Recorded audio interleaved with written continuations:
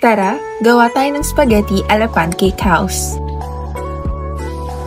First, i-boil lang natin ang pasta of your choice. Ako, gamit ko dito yung SNR pasta kasi nakasale siya nung nag-grocery kami. Lagyan lang ng salt ang water, then hintayin kumulo bago ilagay ang pasta. Pagluto na, i-drain natin sa colander at padaanin sa running water para hindi dumikit.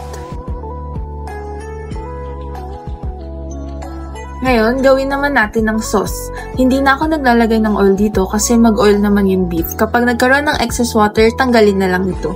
Pag nag-brown na ang beef, ilagay na ang garlic at igisa ng saglit.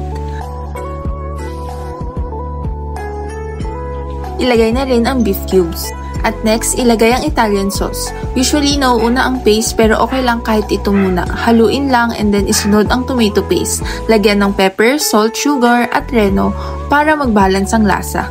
Supposedly, may cumin powder din pero wala akong stock so dinagdagan ko na lang ng pepper. Masarap talaga kung may cumin powder.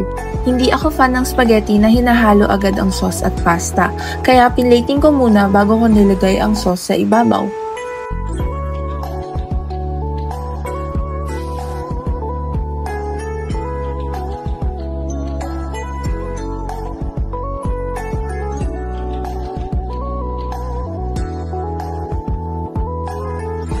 And that's it. Sa susunod ulit. Kain tayo!